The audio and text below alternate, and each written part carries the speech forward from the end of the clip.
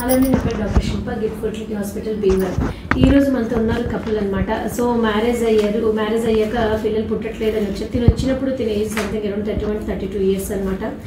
So ఎందుకు పిల్లలు పుట్టట్లేదు అని మనము వీళ్ళకి టెస్ట్ చేసినప్పుడు చెక్ చేసి మనకు అనిపించిన ఫైండింగ్స్ ఏంటంటే తినకి ఎగ్ రిజర్వ్ అనేది చాలా తక్కువ ఉంది.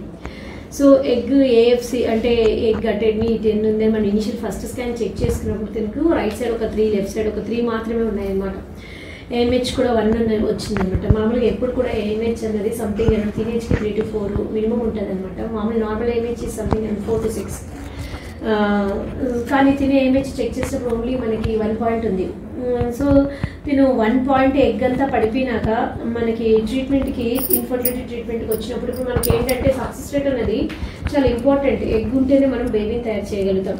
సో ఎగ్ చాలా తక్కువ అయిపోయింది ఈ ఏజ్ కాలంలో. ఈ మధ్య కాలంలో చాలా మందికి కూడా ఎగ్ అనేది చాలా ఫాస్ట్గా పడిపోతుంది.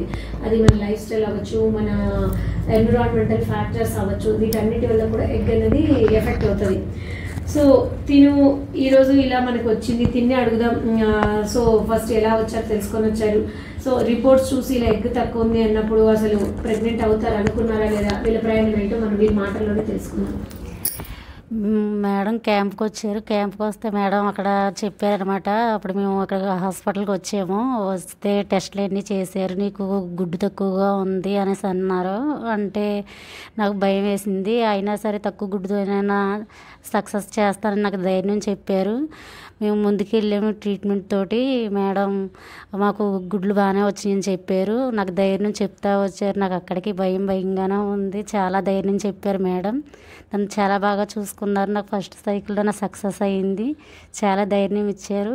అందరూ కూడా మేడం దగ్గరికి ట్రీట్మెంట్కి వచ్చి సక్సెస్ఫుల్గా వెళ్ళండి. Thank you. నాకు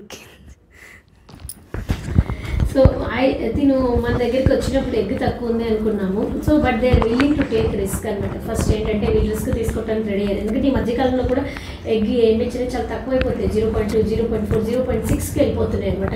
ఇప్పుడు ఒకప్పుడు మేము 1.2, 1.5 కంటే తక్కువ ఉంటే ఎంకరేజ్ చేసేవాళ్ళం కాదు సెల్ఫ్ ఎగ్. కానీ ఇప్పుడు 0.4 కూడా చేస్తున్నాం, 0.3 కూడా చేయాల్సి వస్తుంది అనమాట. ఎందుకంటే ఎగ్స్ అనేవి తక్కువ అయిపోతున్నాయి. సో మరి వీళ్ళ మీద వాళ్ళు రిస్క్ తీసుకున్నారు. ఏం జరిగినా madam we are ready to accept అన్నారు. సో ఆ రిస్క్ మనం ఎక్స్ప్లెయిన్ చేశాక మరి we took them to IVF అనమాట. ఐవీఎఫ్ మనం ట్రీట్మెంట్ చేసినప్పుడు తనకి వచ్చిన ఎగ్స్ వచ్చాయి అనమాట. ఎంబ్రియోస్ని తయారు చేసాము. సో ఫస్ట్ సైకిల్లోనే మరి సక్సెస్ఫుల్గా ప్రెగ్నెంట్ అయ్యారు. రెండోది ఏంటంటే వీళ్ళకున్నది కొంచెం ట్యూబల్ ప్రాబ్లం కూడా ఉండిందనమాట, హైడ్రోసాల్పింగ్స్. సో ఆ హైడ్రోసాల్పింగ్స్కి మధ్యలో మనం సర్జరీ కూడా చేసుకున్నాం. సో ఎప్పుడు కూడా గుర్తుపెట్టుకోండి, ఎనీ ట్యూబల్ ప్రాబ్లం ఉన్నప్పుడు హైడ్రోసాల్పింగ్స్ కానీ ఎనీ ట్యూబ్స్ కానీ న్యాచురల్ ప్రెగ్నెన్సీ ఛాన్సెస్ అనేవి చాలా తక్కువ ఉంటాయి. సో అన్నెసరీగా టైం అన్నది వేస్ట్ చేయకూడదు. 1 year, 2 years, 3 years, ఎందుకంటే ఎగ్స్ రిజర్వ్ అనేది చాలా పడిపోతుంది. సో ఎప్పుడు కూడా ట్యూబల్ ప్రాబ్లం ఉన్నప్పుడు better to take an early decision అనమాట. ఎగ్స్ పడిపోతే, ఎందుకంటే ఎగ్స్ పడిపోతే ట్రీట్మెంట్ ఇప్పుడు మేల్కి ఎట్లయితే కౌంట్ పెరగడానికి టాబ్లెట్స్ ఉంటాయి, ఎగ్స్ పడిపోతే ఫీమేల్కి టాబ్లెట్స్ ఉండవు. సో ఉన్న ఎగ్ని మనం వాడుకోవటం తప్పితే ఇది వాడితే పలానాది వాడితే ఖచ్చితంగా పెరుగుతుంది ఫీమేల్స్లో అన్నది లేదనమాట. సో ఉన్నప్పుడే మనం జాగ్రత్త పడి సెల్ఫ్ బేబీ కావాలి, సెల్ఫ్ ఎగ్స్ కావాలి అన్నప్పుడు కొంచెం మనం ముందుగానే ట్రీట్మెంట్ తీసుకుంటే మనకి సో అర్లీగా ట్రీట్మెంట్ అనేది ఎప్పుడు కూడా అర్లీ ఛాన్సెస్ ఆఫ్ సక్సెస్ ఉంటుంది. 2 హై ఛాన్సెస్ ఆఫ్ సక్సెస్ కూడా ఉంటాయి. సో తిను మరి ఈరోజు మనకు సక్సెస్ఫుల్గా వీళ్ళ స్టోరీలో ప్రెగ్నెంట్ అయ్యారు. సో ఇది మనం నేర్చుకోవాల్సింది. చక్కగా అందరూ కూడా అర్లీగానే ట్రీట్మెంట్ తీసుకొని చక్కగా ప్రెగ్నెంట్ అవ్వండి. All the best. Thank you.